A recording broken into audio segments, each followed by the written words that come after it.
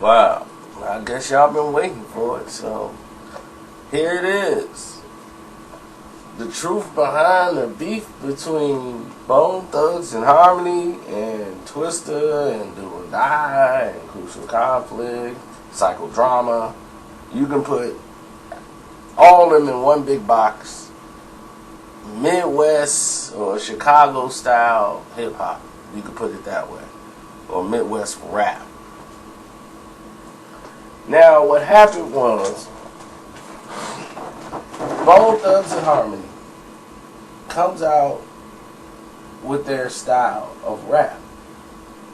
And the thing is that they were doing this, no one was rapping like that back in the early 90s.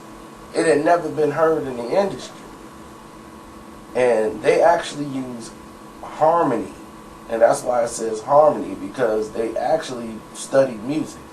Like Crazy Bones studied flowing and music and patterns. Like they were going to be in an R&B band. Like two of them were like in a band, like a singing group, like R&B, when they were in like grammar school. And then one of them was supposed to sing at a revival. I don't know which one it was, but you know, you grow up in Cleveland.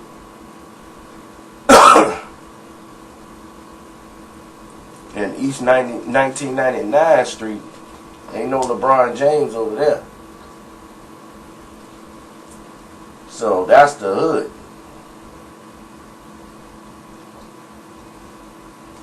And that place looked like a wasteland. There's no restaurants, no jobs, no people living in houses, abandoned buildings. I'm like, my goodness, I thought that was just a backdrop that they took a picture of somewhere in Cleveland. That's really the street.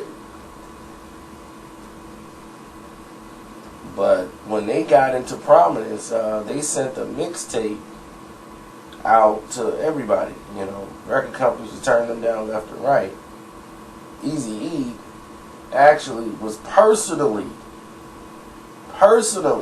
looking for artists and looking for new sounds. And he came to the Midwest. He came to Chicago. He was gonna sign these guys. That was at I can't even think of the university. I think they're in Southern Illinois. And there was a group there he was gonna put together, and they were on the same thing Bone was on. And this was '96 at the time. I think like '96 is when Easy died before he can even come and see them, because that's when I talked to them. It was in '96, and they told me that they had a deal when they was going to sign with Ruthless Records with Eazy, but he had died in '95, so the deal got crushed. And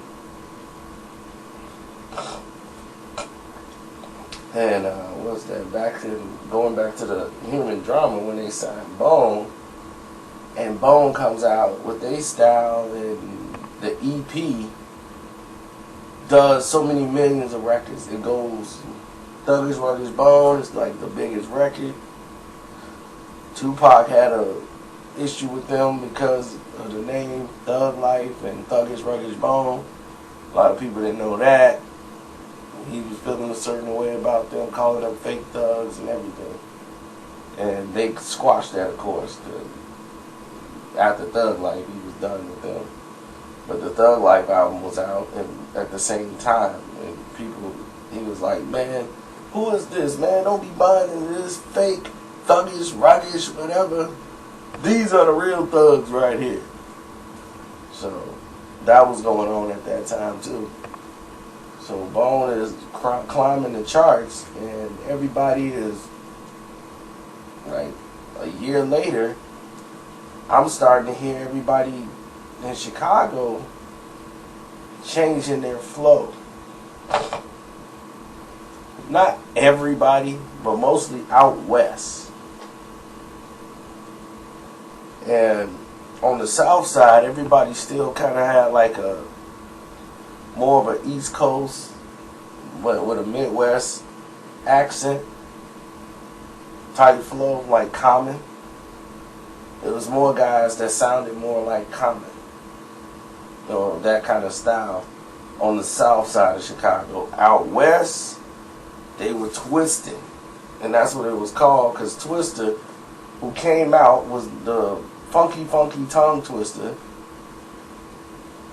And when he came out, he didn't sound like how he sounds now. Twista actually was rapping like one of the Fushnikins or something like that. And he was all about speed. And then he had the song Stop Throwing Up Peace Signs. No peace sign. And it was just fast rapping, but it wasn't how his flow was. So what he did was, when Po Pimpin' came out, and when they went there and they saw Bone, he just slowed down his flow and started bouncing the words and making it smooth. So when Po Pimpin' came out, it put him on the map. P-O-P-I-M-P-ology.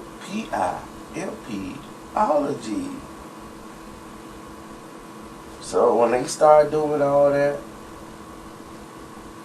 and slowing down the beat, rapping the way they was rapping, and the success they got from it,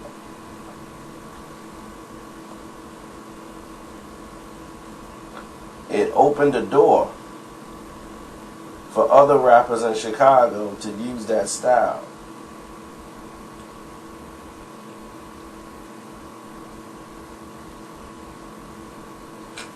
And people from Chicago did use that style.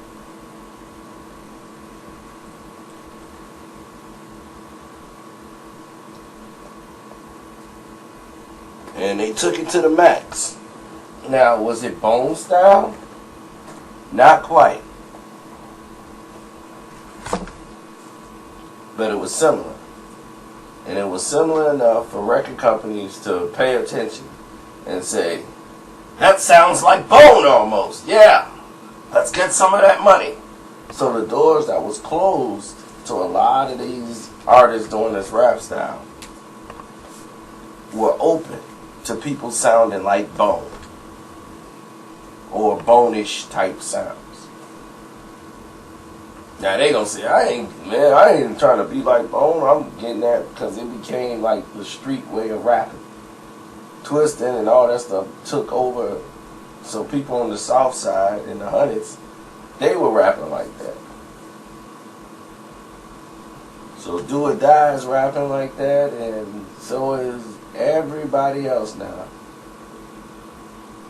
And I just saw a shift that everybody is trying to like use that type of style, so it became like the Midwest Chicago flow is what they was calling it. But it wasn't like Bone. I'm like, well, this isn't Bone, because there's no harmony really to it at all. So as it grew more and more out of control with people, everything else, and Crucial Conflict comes out and they go. Bone's right now in the process of recording a double CD in 1996. And then Twista album comes out and just blows everybody out the water. And they like, man, Twista album, this with Twista. Bone was like, wait a minute.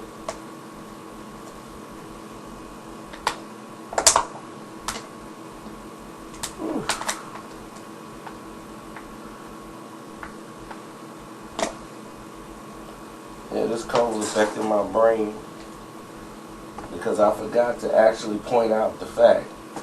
I forgot to mention Bone had dropped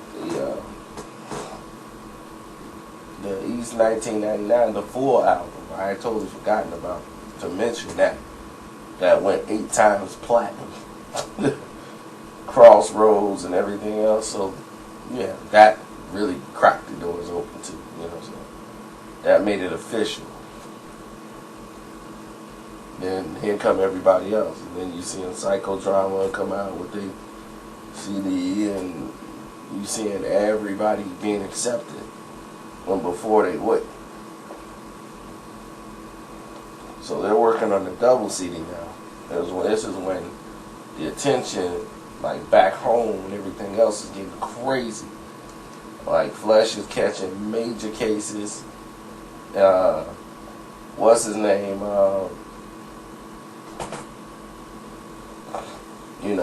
Busy Bone. He was in the middle of so much drama because he was drinking all the time. He's just blowing through money, and they've been in L.A. for so long, and the record company and who was running it, and Tamika Wright was in charge, and they didn't really like her, didn't know too much about her to have her running the business.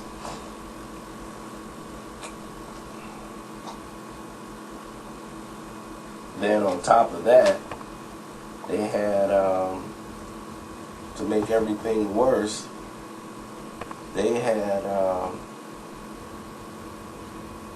Get Back Home, and everybody in Cleveland is like, man, these dudes is stealing, they biting Bone, they trying to beat Bone. Everything they talking about, listen to them, man, they trying to steal y'all flow. These Chicago niggas, man, they biting. So, in Cleveland, they hated Chicago, period.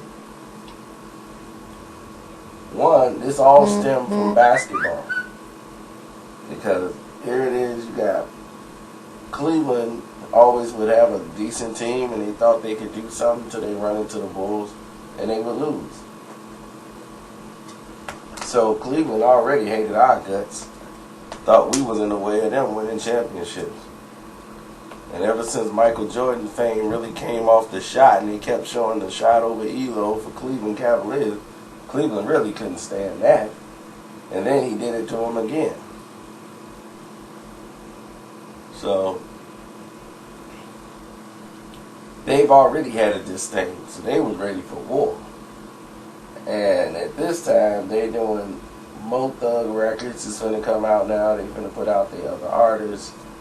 And they like, man, I don't want them to get confused with everybody else. All these other people, it's going to be oversaturated, so we need to address this on record. And Crazy Bones, like, he was the main one. Him and Wishbone, and they didn't know it was a beef. They just heard like, oh, they got beef with us. And he was like, we didn't really have no beef. We was told it was beef. And on the other side out here, it was like, yeah, Bone them feel a certain way, man. Like, y'all biting their style. And really, that just came from the streets. The streets from Cleveland to the streets of Chicago, and they were speaking on behalf of Bone, which wasn't the case.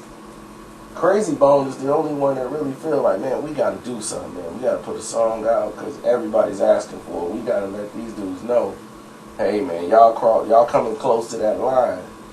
You know what I'm saying? Or y'all about to cross it. And if you listen to the song, You Ain't Bone, that's what they saying. Like, y'all was approaching closely to the line. Like, y'all ain't there, but y'all approaching closely. You know, to really trying to be Bone and biting our style. So once the song came out, everybody in Chicago believed everything the streets were saying now. It was like, oh, they really do think we bit their style. Oh, that's it. We coming out.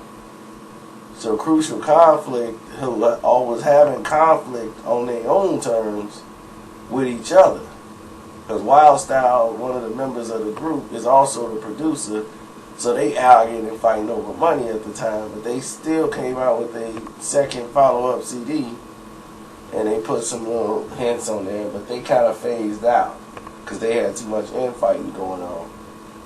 And then, oh my God, the second CD they dropped the song was called Bussin' Back.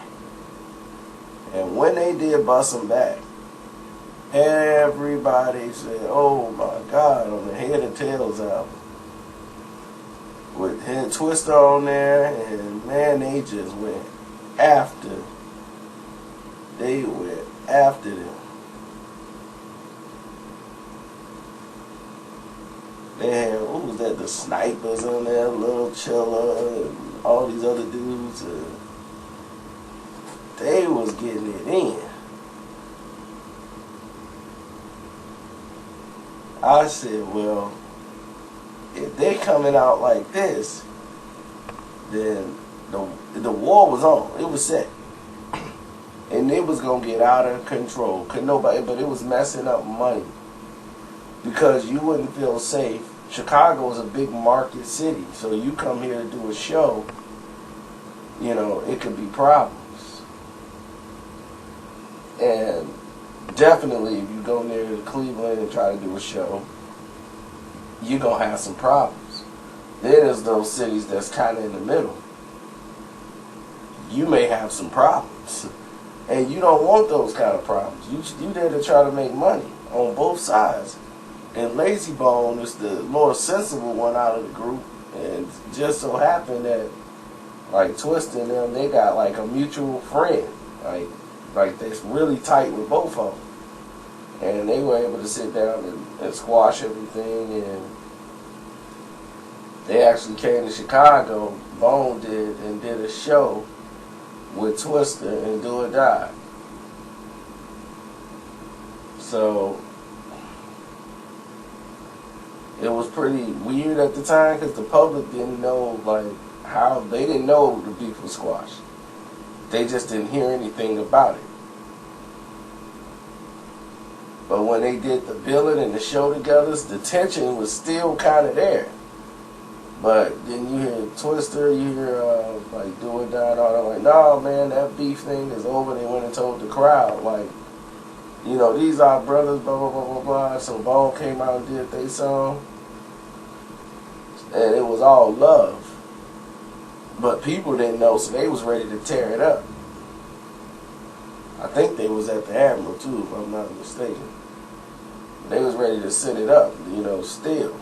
Even when they like, nah, man, it's cool now. We all cool now. There ain't no drama. We brothers. And it had been squashed, like, you know, like years ago. But the public really didn't get wind of it. So people in the streets, you know, they in the streets, man. You know, if they don't know, they just think something probably died down. But if they both on the same car, they probably thought it was going down. So, you know how the streets is. But other than that, no one was hurt and killed, which was a blessing. And everything stayed on wax. Psychodrama actually put some tracks out. And Psychodrama was actually, lyrically, probably the better group.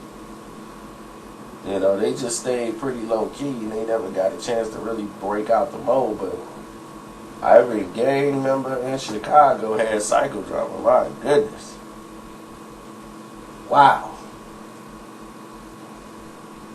Cause the bloodshed to the food. Who remembers that Psychodrama CD from I want to say 97, 98? Gotta be like, probably 96.